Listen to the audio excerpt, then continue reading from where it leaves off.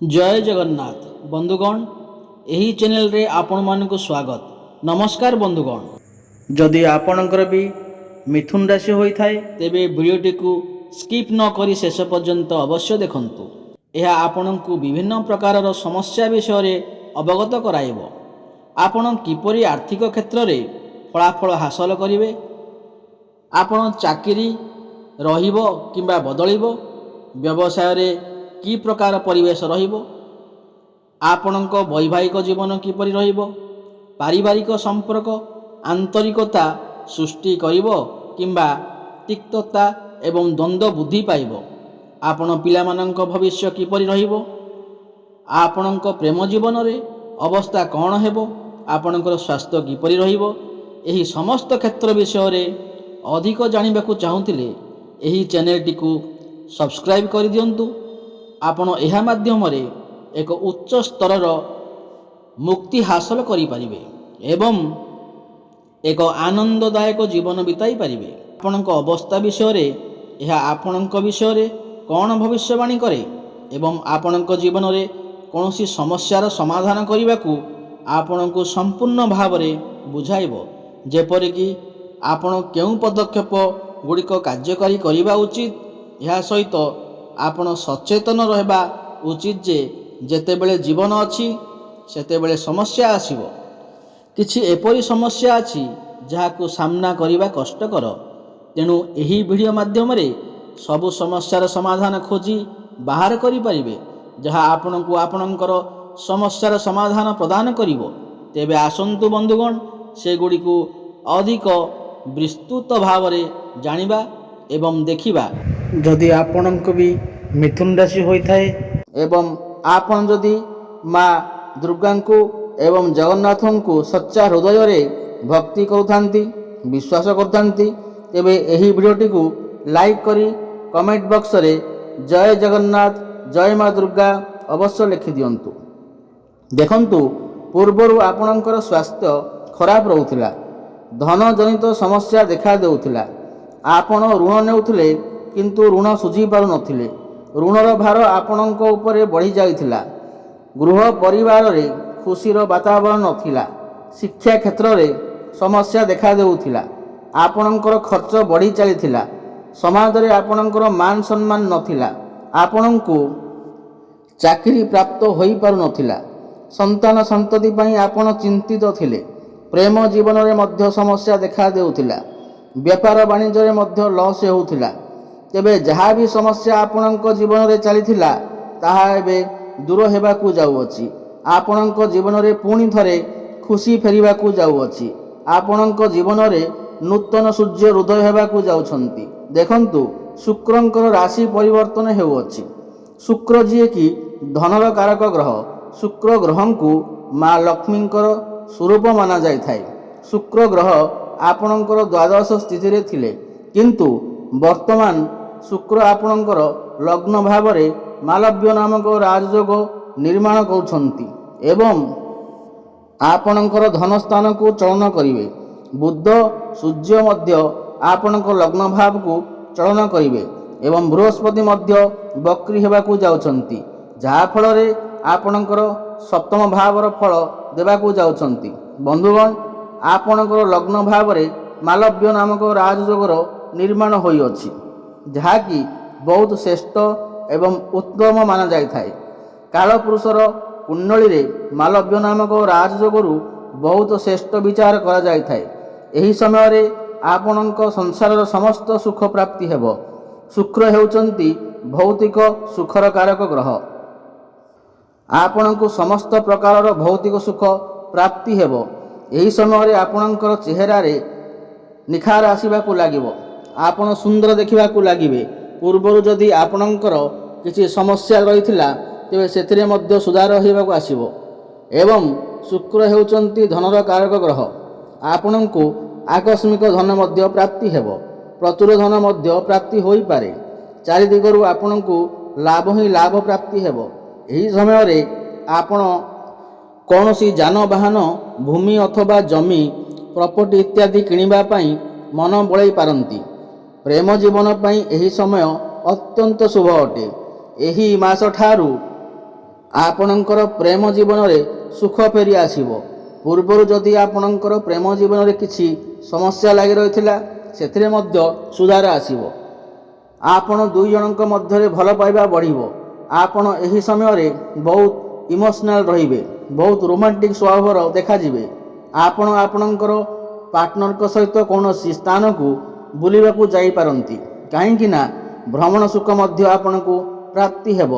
ଏବଂ ଶୁକ୍ର ଏଠାରେ ବସି ଆପଣଙ୍କର ସପ୍ତମ ଭାବକୁ ଦେଖୁଛନ୍ତି ଏବଂ ଦେବଗୁରୁ ବୃହସ୍ପତି ମଧ୍ୟ ବକ୍ରି ହୋଇକରି ଆପଣଙ୍କର ସପ୍ତମ ଭାବର ଫଳ ଦେବେ। ଏହି ସମୟରେ ଆପଣଙ୍କର ବିବାହ ହୋଇପାରେ। ଯେଉଁମାନଙ୍କର ବିବାହ ହୋଇପାରୁନଥିଲା ସେମାନେ ବହୁତ ଅଧିକ ଚିନ୍ତାରେ ଥିଲେ, ତ ସେମାନଙ୍କର ବିବାହ ଯୋଗ ମଧ୍ୟ ଖୋଲିଯିବ। ବିବାହ ପ୍ରସ୍ତାବ ଘରକୁ ଆସିପାରେ ଏବଂ ଫାଇନାଲ ମଧ୍ୟ ହୋଇପାରେ ଏବଂ ଆପଣଙ୍କର ଭଲ ପାଇବା ବିବାହର ରୂପ ମଧ୍ୟ ନେଇପାରେ। ଏବଂ ସପ୍ତମ ଭାବ ଡେଲି ଇନକମର ଭାବ ହୋଇଥାଏ, ବେପାର ବାଣିଜ୍ୟର ଭାବ ହୋଇଥାଏ, ବୈବାହିକ ଜୀବନରେ ଭାବ ହୋଇଥାଏ। ତ ଏହି ସମୟରେ ଆପଣଙ୍କର ଡେଲି ଇନକମ୍ ବଢ଼ିପାରେ। ବେପାର ବାଣିଜ୍ୟ କ୍ଷେତ୍ରରେ ଆପଣ ବହୁତ ଅଧିକ ଉନ୍ନତି କରିବେ। ଆପଣ କୌଣସି ନୂତନ ବେପାର ମଧ୍ୟ ଆରମ୍ଭ କରିପାରନ୍ତି। ବେପାର କ୍ଷେତ୍ରରେ ଆପଣଙ୍କର ଗ୍ରାହକ ବଢ଼ିପାରନ୍ତି। ଡେଲି ଇନକମ୍ରେ ବୃଦ୍ଧି ଆସିବ। ଆପଣ ପଇସା କିଛି ରୋଜଗାର କରିପାରିବେ, ସଞ୍ଚୟ ମଧ୍ୟ କରିପାରିବେ। ବୈବାହିକ ଜୀବନରେ ମଧ୍ୟ ଖୁସି ଫେରି ଆସିବ। ବୈବାହିକ ଜୀବନ ଯଦି କିଛି ସମସ୍ୟା ଚାଲୁଥିଲା ତେବେ ସେଥିରେ ମଧ୍ୟ ସୁଧାର ଆସିବ। ମଧୁର ସମ୍ପର୍କ ସ୍ଥାପନ ହେବ।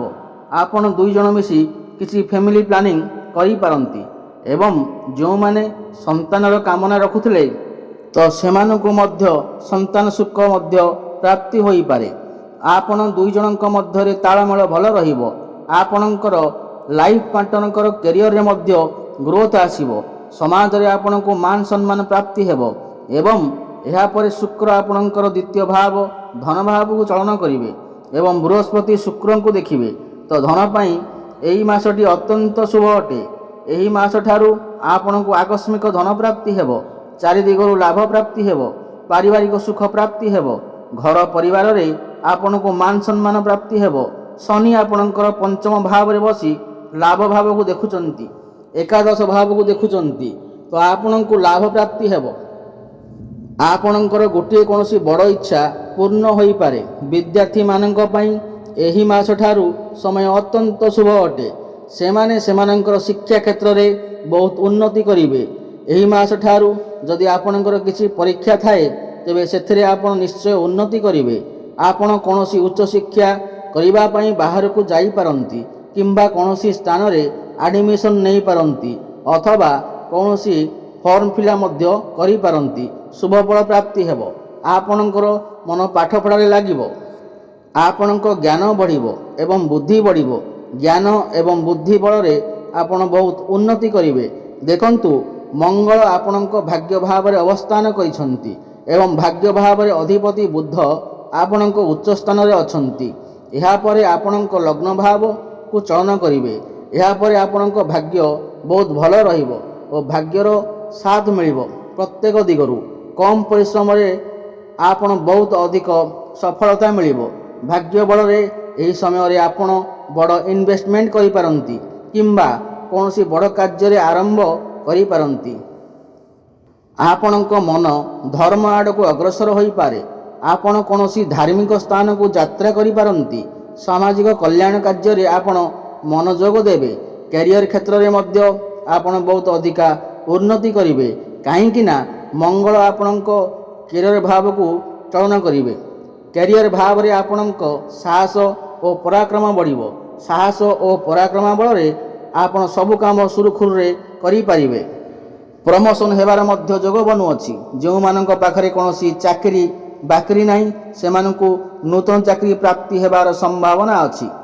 ଉପରିସ୍ଥ ଅଫିସରଙ୍କ ସପୋର୍ଟ ମଧ୍ୟ ଆପଣଙ୍କୁ ପ୍ରାପ୍ତି ହେବ। କର୍ମକ୍ଷେତ୍ରରେ ଆପଣ ଅଜବ ଶାନ୍ତିର ଅନୁଭବ କରିବେ, କିନ୍ତୁ କାହା ସହିତ ଆର୍ଗୁମେଣ୍ଟ କରନ୍ତୁ ନାହିଁ। କଥାର ସମାଧାନ ଶାନ୍ତି ଉପାୟରେ କରନ୍ତୁ, ନଚେତ୍ ଆପଣ ଅସୁବିଧାରେ ପଡ଼ିପାରନ୍ତି। ଆପଣ ନିଜ କର୍ମକୁ ନେଇ କୌଣସି ବାହାର ଜାଗାକୁ ଯାତ୍ରା କରିପାରନ୍ତି। ବିଦେଶ ଯିବାର ଯୋଗ ବନୁଅଛି। ବିଦେଶରେ ରହୁଥିବା କାର୍ଯ୍ୟରତ ଲୋକଙ୍କ ପାଇଁ ଏହି ମାସଠାରୁ ଅତ୍ୟନ୍ତ ଶୁଭ ଅଟେ। ସେମାନଙ୍କୁ ଲାଭ ପ୍ରାପ୍ତି ହେବ। ଭାଇ ଭଉଣୀଙ୍କ ସପୋର୍ଟ ଆପଣଙ୍କୁ ଲାଭ ହେବ। କୋର୍ଟ କଚେରୀରେ ଚାଲିଥିବା ମାମଲା ଆପଣଙ୍କ ସପକ୍ଷରେ ଯାଇପାରେ।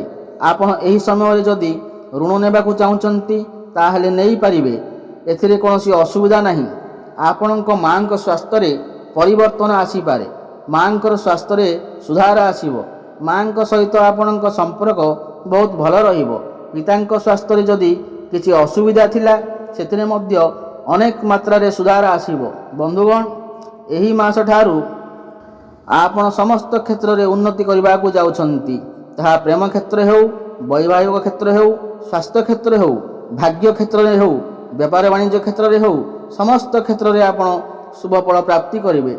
ଅଧିକ ଶୁଭଫଳ ପ୍ରାପ୍ତି କରିବା ପାଇଁ ମା ମହାଲକ୍ଷ୍ମୀଙ୍କ ଆରାଧନା କରନ୍ତୁ। ମା ମହାଲକ୍ଷ୍ମୀଙ୍କୁ ପଦ୍ମଫୁଲ ଅର୍ପଣ କରନ୍ତୁ ଏବଂ ସୂର୍ଯ୍ୟଦେବଙ୍କୁ ପ୍ରତ୍ୟେକ ଦିନ ଜଳ ଅର୍ପଣ କରନ୍ତୁ। ପ୍ରତ୍ୟେକ ଦିନ ହନୁମାନ ଚାଳିଶା ପାଠ କରନ୍ତୁ। ଆପଣଙ୍କୁ ଶୁଭଫଳ ପ୍ରାପ୍ତି ହେବ।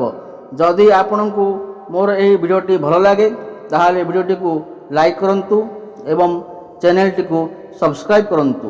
ଜୟ ଜଗନ୍ନାଥ। ପୁଣି ଦେଖା ହେବ ଆଗାମୀ ଭିଡ଼ିଓରେ। ରହୁଛି, ଧନ୍ୟବାଦ।